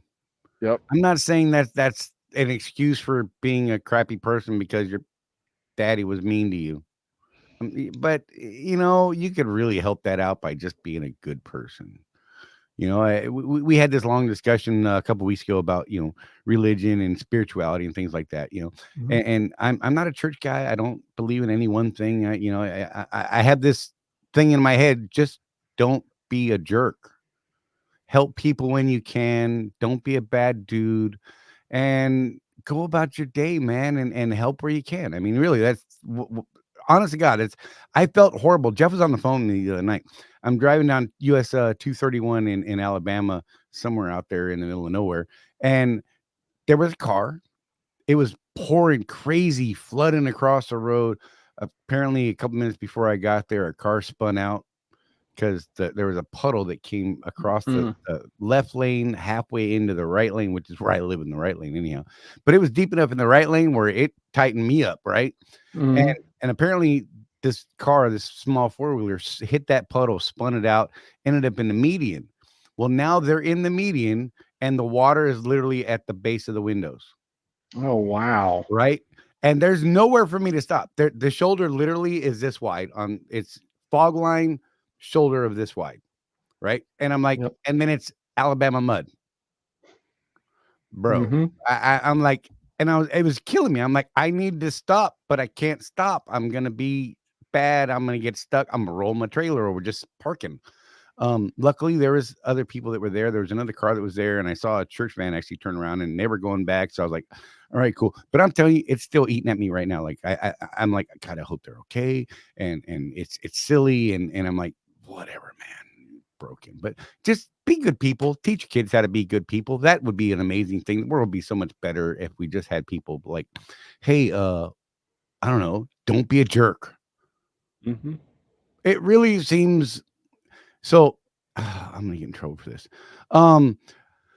I would keep telling my kids when they were little. I mean, my oldest is 32 now. My youngest is 30, right? My big thing for them was don't be a dick. They're like, what did you teach your kids? I taught them not to be a dick. I'm pretty comfortable with that. I mean, it seems pretty cut and dry, pretty simple. Oh my gosh. I don't even know what to do. Oh, hey, what's up, Heffa? Not Heffa, but Heffa, as in the boss lady. What's it? Hey, she's one of your people, Jeff Reese. She's actually over there through the ES program and with one of your carriers over there. Just saying. Nice. Jeff, Mike Henderson, please tell me it wasn't Cal Worthington car dealership. Because this is Cal Worthington and his dog Spot. That's a total 70s thing. I apologize for that. I remember hearing that in LA every day. It was not. I will just say, Mike, that it was just north of the Columbia River by a couple of exits. That's all I'll say. Oh, be vague. I like it. Don't call them out because people will sue you. I'm just saying, be careful. They'll come back 12 billion years later and cancel you somehow. I don't understand how that works, but whatever. So hey, you guys, seriously, if you got any questions, feel free to throw them up. Doesn't have to be S questions, ES questions. We can throw Jeff out if he's making you uncomfortable. We can just make this guy go away because everybody knows he's an old crotchety, cranky dude, and he's out of touch with the. I should do my Walter for you, Jeff. Do the Walter. Love it. Love it. Love it. That is becoming he's practicing this. We're gonna get this thing on lockdown, and we're gonna. Oh my God, I can't wait. It's so much fun. But yeah, we'll get on stage, and Charlie can put his hand on my back, and we can pretend to be Jeff Dunham and be my puppet. I'm not putting my hand on your back, Jeff. That's wrong, man. So Jeff Reese, we can't have real friends. You indicated that you listen to audiobooks. I do. So, other than the obvious, what is your favorite audiobook? Oh man. Put on the spot. So the one there's two of them that really kind of changed my life. One of them, I cannot remember the name of it, but it was on emotional intelligence. That's a good topic. The other one was it's called Extreme Ownership. Oh, the Navy SEAL one. Jocko Willink. Yeah. So yes, that one just it rocked my world. It changed the way I did business. So highly suggest that. Highly suggest that. Yeah, he's it's just all about, if you really look at it, everything kind of boils back to you, and it's not pointing fingers at somebody else if it doesn't go wrong. It goes back to you and how you handle it. So exactly. But yeah, I would highly suggest that one, Extreme Ownership. Just remember, when you're pointing one at someone else, there's three more pointing back at you. That's it. Unless you're Bill Clinton, he used to always go like this. Yeah, I like a knife hand myself, but that is knife hand is awesome. the knife hand is no longer allowed in the military. You cannot use a knife hand. Seriously? Yes, it is aggressive. It is an aggressive motion, and it shall not be used in the military these days because I don't know. Where's my stress card? I need to put Charlie on notice. I know. I do that. I stress people out, whatever. But yeah. Hey, Wanda, it's good to see you. You will have to go back and catch the beginning. I think we talked about a lot of cool stuff. You know what though? A lot of the stuff we talked about, I think you might already know about, and you could probably chime in and tell us some stuff from your perspective, which you have in the past. Actually, I'm just saying. And we love you. And tell D I said what's up. Uh-oh. You're in trouble, Jeff. Ooh. Why? She said, Em, I have to speak with you. I'm putting exclamations and punctuation in places that's not there, and I'm implying tone. Jeff M., I have to speak with you. I like it that way. Do it. Yell at him. Do it in Spanish, because she will go off, and you won't know what she's saying, and she could be telling you that she loves you. You wouldn't even know it. But she can make it sound like you're in trouble. I love when. So Jeff, a good one that I turned Charlie on to that you would directly benefit what you do for a living is Crucial Conversations by the Crucial Education Group. Okay. And that's an old one too. It's all based in research and everything. The Crucial Education Group, by the way, if you go to their website, most of their online courses are free. Amazing people. Yeah. Noted. And it just teaches you how to get the most out of conversations with people. Jeff was crucial conversationing me, and I didn't know it. And then I listened to it, right? And I started going back at him, and he's like, hey, no. That's funny. But it does. It changes the way you frame things. And Donna uses it on me. Yeah. But it does. It changes the way that you frame things to steer a conversation to where you actually come to real outcomes. Mm-hmm. I don't know. It's crazy talk, right? You don't leave these things out there dangling, and I wonder if they actually understood what I was saying. Mm-hmm. Right? It's awesome. It's awesome. I will check that one out. I didn't need to go spend $150,000 on a college education to learn that. Right. I'm just going to put that out there for the people out there that think that. So there's this thing. I don't know if you have a degree, Jeff, but when you don't and you're a business person, people do kind of look at you kind of like, who is this guy? And you got to get over that. A lot of us truckers, like I made about halfway through a degree before I dropped out. So I have a little bit of college, but I never finished. And for the longest time, it was a struggle for me to get past that. Oh, I never finished, so who am I? But man, I started by the time I got over that, I started reading all these books, and I'm learning all this stuff that you would have learned in college. Right. So it took me 30 years instead of 4.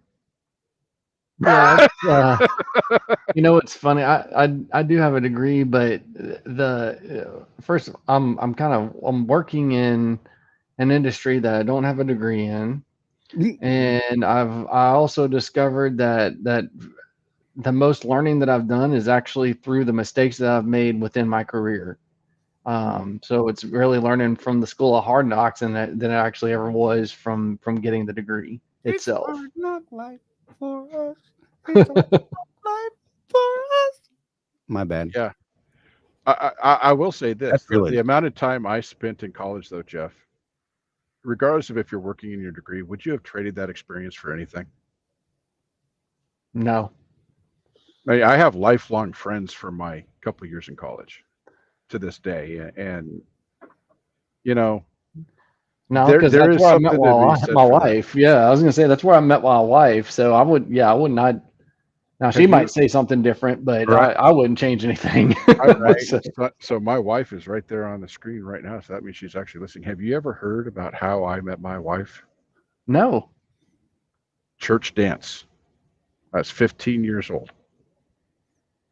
I asked her to dance, and I had my eye on her all night prettiest girl in the dance, right? Mm-hmm.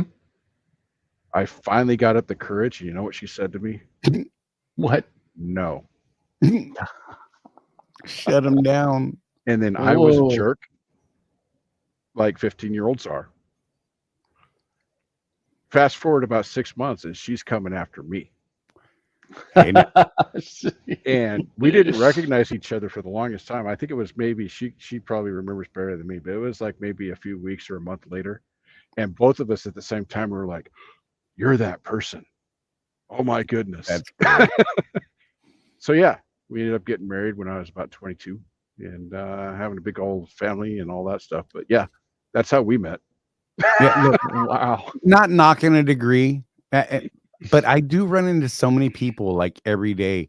Okay, not necessarily every day, but quite often, that say, "Yeah, I've got this great degree." I'm like, "Cool, what do you do?" And they're like, "Not that." I'm like, well, that's fascinating. Whatever. It's like, you know what my degree is in? I'm doing the opposite of that. Right, exactly. And so I mean, look, I'm a high school dropout. And literally, I basically quit going to school in 10th grade because to me it was more important to get high and do thug things in LA because I was stupid, right? But I did meet my wife. Well, I actually met my wife in junior high. I was terrible to her, but we started dating in 10th grade. So that look, not changing anything. I would love to go back and fix a couple of things that I did that were horrible to people that didn't deserve it. And I apologize every day for that stuff in my mind. And I've reached out to damn near everybody that I could ever get a hold of that I had done horribly wrong things to in the past and tried to make amends. And some of them told me, "Pound sand, Jack Monkey." And others were like, "Bro, I appreciate it. I'm glad to see you're not an evil person." Because my memory of you was you were a terrible person. You know what I mean? And rightfully so. My wife is one of those people who should have thought I was a terrible person. I mean, I did mean, horrible things you would go to jail for today in junior high, directed at her. Right. And so, I mean, look, but I ended up dropping out. So I got kicked out, whatever. I didn't drop out. I got kicked out. They're like, "Bro, you haven't even been here for 365 days. So, you're no longer part of school." So I did the GED, the California version of the GED. And before I went in the Army, they're like, "Yeah, that's not good enough, pal." So I had to do 3 years of high school in 3 months and actually get a real diploma. I tested out of every class that I needed to get out of high school. I literally took all the final exams in 3 months. That's how I got my diploma. It was crazy. And but because I was so against that, I was bored.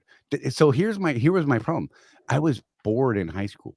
I went to this private school in 9th grade where I got to work at my own pace, and I was cranking out through, calculus, math analysis, classes like that, AP English, history, science, loved it. I mean, I was just cranking, and you worked at your own pace. So I was up through a 12th grade level in 9th grade because I just was consuming knowledge. And I had these amazing teachers who would talk to you and lecture, and lecturing teachers are my bag because I'm an audible learner. I can't read a book. I don't retain, so I would, they're like, "Read the book." And I'm like, "I read the book. It's not sticking. Can you explain this theory to me?" "Oh yeah. Now I got it. Great. Now I can take the exam." Right. So I did all that. And then I went back to public school in 10th grade, basic 10th grade math that it wasn't even pre-algebra, man. And I've already knocked out calculus and math analysis and all these other things. And I'm like, "What are you doing to me?" So I just went and did bad, stupid things and whatever. But that's why I left high school. So I was bored and I couldn't get back in my head to go to college. So instead I went in the military and I sought education elsewhere in other ways. Right. And like you said, hard knocks, man, bro. I had some doozies, man, that I can't believe I lived through, let alone, learn from. Right. But isn't that life though? I mean, people would look at what I was back then and they say, "Oh, you're going to be dead or an absolute failure, just a terrible person, whatever." And then I took all that, right, and said, "Oh, I'm going to learn from all those mistakes," which I do today. Every mistake, it's not a failure. I don't care if my business fails tomorrow. I promise you it's not a failure. I will have learned something extremely valuable. And the next time I come around and do something, guess what? I'm not going to make that mistake again. So is it really a failure at that point? I say no. Nope. It's only a failure Definitely if you fail not. to learn. Yeah. But I dig people with it with college educations, and I love to talk to. And what the funniest part to me is when I run into someone with a PhD, and that sort of thing, and they're like, "Yeah, I mean, I wouldn't trade it, but I might do something different. I don't know. I don't even work in the field that I've got a doctorate in. I'm doing fine. I mean, I found other ways to do things, and that's cool. And I'm like, interesting. I don't know. I don't even know where I'm going with that, but have fun with that. I just told things that I shouldn't have. Yeah, I think Mike Henderson's right on this part of the discussion. A degree opens up so many doors that are closed to non-college grads. Yeah. Many companies don't care what degree your degree is in. It's just that you did the work to get it. Right. And I think that is actually starting to change. I don't know if you've seen that in what you see out there, Jeff. You're not that much younger than us, but you're still a different generation. Mm-hmm. And I've noticed, like with my kids that are in college, they're going for very specific degrees. Yeah, it's very interesting. It really is. My one son started off as just a general engineering student at Brigham Young University, and then it became, well, what kind of engineering do you want to do? Right. Yeah. If you want to be an engineer, you got to specialize. Now, this doesn't apply to like my degree was going to be in. I was an English major with a specialty in literary criticism and a minor in psychology. That doesn't apply to me because my career would have been academia. I would have ended up being a professor somewhere. Right. Yep. And then making my mark by writing stuff, Professor Walter. But in the actual professions, it is getting to, if you want to be an engineer, what kind of engineer? Yeah. You're good with numbers. Okay, that's great. You want to be a mathematician, but what are you going to do with that? Right? Like for real. Like you're asking me at the age of 19, 20? I don't know. Yeah, and that is an issue, isn't it? Yeah. You're choosing your entire life path. Because really, I studied what I studied because I was good at it and I enjoyed it. It is interesting because my oldest is a junior in high school right now. And it rocked my world because when I was in high school, I mean, you were in high school, right? You took your math, your science, or your biology, whatever, physical science, all that stuff. Well, she goes in, and the first thing they ask her is, "What do you want to concentrate in?" You can concentrate in business, you can concentrate in, sciences, you can concentrate in fine arts, and she's like, "I don't know." It's like going into like ninth grade. She's like, I don't know what I want to do. Right. It's like, that's just weird. Like, and that literally they have these paths in high school that they're going, and so they have, electives and things like that they have to take in order to continue down that path of education, which is, it's odd to me that they would want to try to push somebody like a young teenager to go ahead and decide what they want to concentrate in for a career. So now seems too early. Yeah, I mean, I think it's too early even as a sophomore in college to ask that. I mean, I changed my major probably, I don't know, 4 or 5 times. So I was an English major at one point in time. I got a minor in it. But eventually I just decided to pick something that would get me out of college. So it's like, how many credits do I have? What do I need to take to graduate? Okay, I'll do that. So give me a paper. Oh man. And you ask my kids, so Mike, Joe, when are you graduating? And they're like, I don't know. Yeah. My oldest, Mike, he's been in college for 5 years now. He's a physics major. Which I guess is one of the longer ones to accomplish. It does take about 6 years, but I ask him all the time. So, grandma wants to know because she's got a plan. When are you graduating? I don't know. I'll need to talk to my faculty advisor. Okay, do that. And they don't. Right. I think he might be one of those perpetual students that just, go from bachelor's degree to master's degree to PhD, and he'll be 45 and still in school.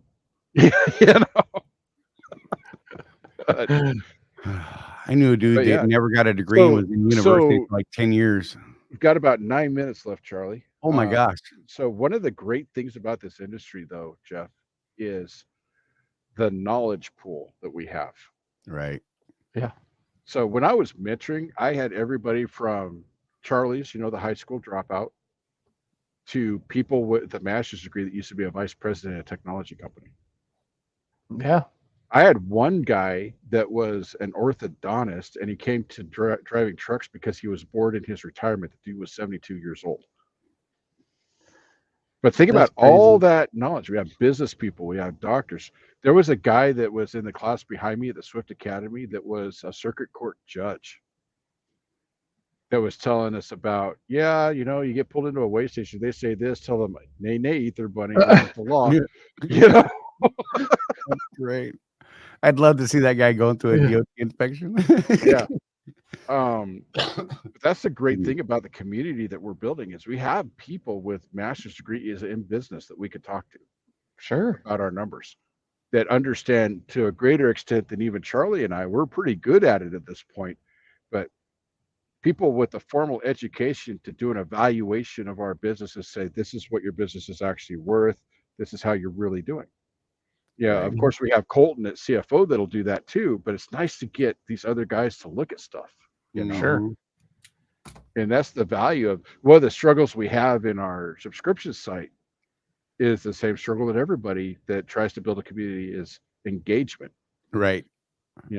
We harp on it, and sorry guys if it's a broken record, those of you that are in that group. Right. But engagement. Ask questions. If Charlie and I don't know, maybe Mike Henderson knows. Maybe Craig knows. Maybe, these guys that are in there and actually participating, maybe they know something that can help you out. And there's no trolls in there. That's the biggest thing, Jeff, is that, we're only charging $10 a month for this thing, and we have a no troll guarantee. If you're a troll and you join our group, we'll just give your money back and send you on your way. Don't need you. Sorry. That's not productive. And it's funny too, because Jeff Reese is one of those guys that we reach out to, because when we have these weird questions, we're like, I don't know the answer. And we'll call Jeff Reese and he's like, I know a guy. I know a guy. And then we get these crazy answers. We're like, yeah, that was awesome. But like you said, in the community as a whole. Here's how extreme it gets, Jeff.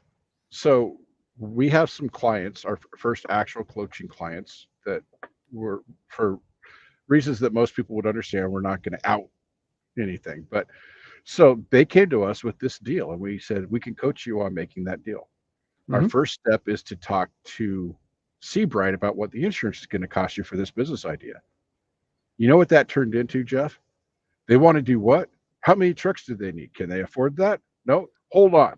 20 minutes later, he's got an investor for these guys that's willing to come in with his own fleet of trucks to run that business, and they just run it as in a partnership. In excess of 50 trucks and over 100 trailers. Good night. And Tony didn't just call his one guy that he knew either. He showed that he called 4 different operations and said, hey, and then he picked the one for these guys that he thought fit their stuff the best. Right. That escalated quickly. Less than 24 hours. Now, of course, this could turn into a nothing burger, but that's not the point. The point is they came to us. We went to the people we knew, who went to the people they knew. This is the power of community and relationships. Yep. It was insane. And okay, this is another one of those things. I'm going back to Rich Dad, Poor Dad. I'm sorry, but would not have recognized this opportunity had I not listened. I just finished the book when this came up, and it popped something in my head. I'm like, oh, let's talk. Yeah. And it turned into a whole thing, man, that is progressively working forward as we speak. And where Jeff and I are meeting with these guys and talking to them, and part of it has changed in their mind. And so we're like, okay, well, what about looking at it this way? And they're like, oh, damn it, man, that's brilliant. And I'm like, who knew? I wish I could have got them recorded that. And let's talk about the filthy lucre of an opportunity like this. Right. You know, most of us truck drivers, let's be honest, are hoping to become debt free and live on Social Security someday. Right. An opportunity like this gets you to the point to where you're starting to think about paying for your grandkids' college. Right. Yeah. It's community. And it was them reaching out to us reaching out to other people, and those people reaching out to other people to get back to them and say, okay, we have a plan. Let's go for it. Reese, you should have seen this thing happen. It would have I can't even imagine. Sir. It was baffling. It's like, what is happening? And now we have a relationship with another person. Yeah. That we didn't know before, to the point that we're looking at his operation saying, you know, right, if things just went way south, we could go to work for that guy, right, and be okay. That's the craziest thing. You know, like so many different things can come out of this. It's ridiculous. All from it started with a text message and a 2-hour phone call, because it's a thing. And it less than 24 hours later, this deal was rolling in directions that we were like, what the hell just happened? Yeah. I mean, seriously. And so the power of community, right, meets the power of relationships. And that's, that's where things happen. I was texting my son about this, and I'm like, look, you know, I mean, let's be real. We would have some sort of consulting fee, but not anywhere near what these guys stand to make. No. I mean, imagine this, Jeff. And this is what we're in this for, truly. If we could get them this deal in any way, even if it's not what they originally thought, imagine the feeling of making someone rich like that. To change their entire family from, yeah, we're doing okay, you know, we're solidly middle class, to, all right, grandkids, where do you want to go to college? Right. Wow. I mean, holy cow. Wow. Can you even put a price on that? Because honestly, Charlie and I struggle with it. We don't even know what we should make off of something like this. We were totally lost. We had to ask some people. We asked some people, and we came up with something. But you know, just being a part of it, that's amazing. Right. And what we've learned through this process has been amazing, because again, it opened up our eyes on what is possible with a simple ask. It's amazing how many people will not ask. It's like asking for the sale. It's like asking the question, oh, that girl is beautiful sitting on the wall over at the dance over there. Right? I'd love to dance with her. And you spend the whole night, you never ask. And she sat there the whole night going, God, I wish someone would just ask me to dance. Then they say no, but anyway. You know.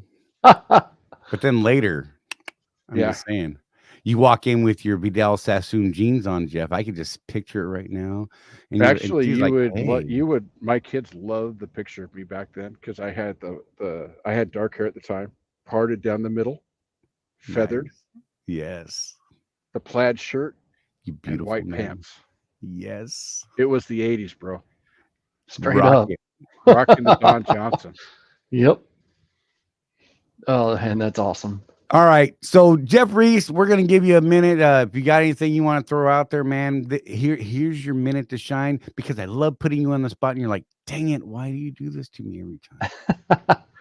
Oh, well, thanks everybody for tuning in. I just want to make sure that anybody that is on the old prepaid fuel card needs to go ahead and convert over to the account, the fuel account, so that you can make sure to continue to have access to all the discounts and everything without any disruption at all. So those prepaid fuel cards are going to be discontinued here in the very near future. So go ahead and make that conversion. It's not difficult, doesn't take too much time, but it'll open up the opportunity to get faster funding on the credit card and debit card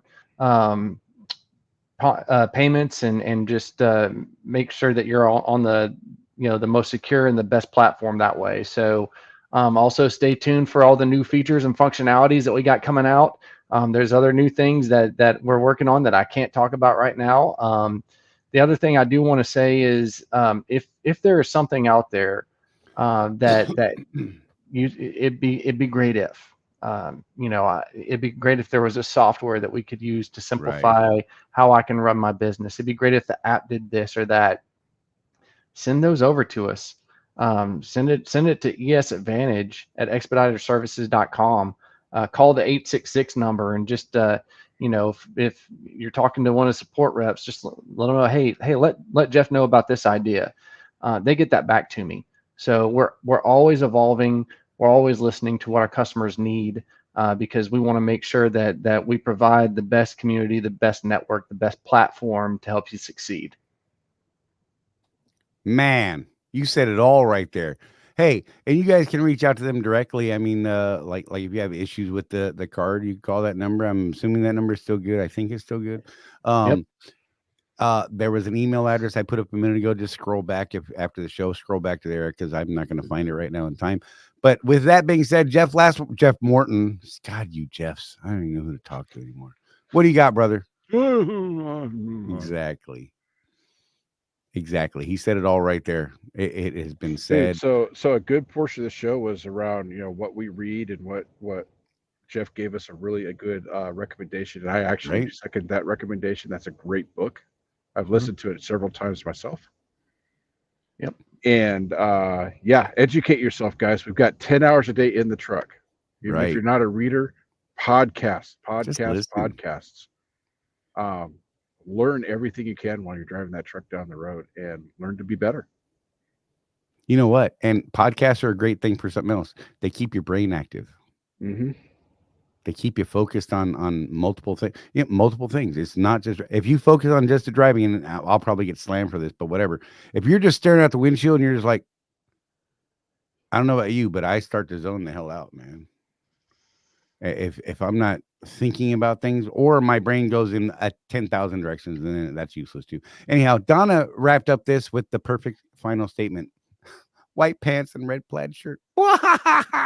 Just saying. Love you guys. You guys be careful. I want to thank everybody for being here. We'll be back here next Tuesday, 6 p.m. Eastern time, just like every Tuesday at 6 p.m. Eastern time. Thanks, Jeff Reese, for being here, brother. We do appreciate you. If you wouldn't mind hanging out just 1 second, 1 second, and we will see you all. Seriously, be safe. Take care of each other. No one's out here looking after us but us, you guys. Be kind. And you know what? Teach your kids to be kind. Stay safe, stay healthy. We'll see you next week. And that's what I got.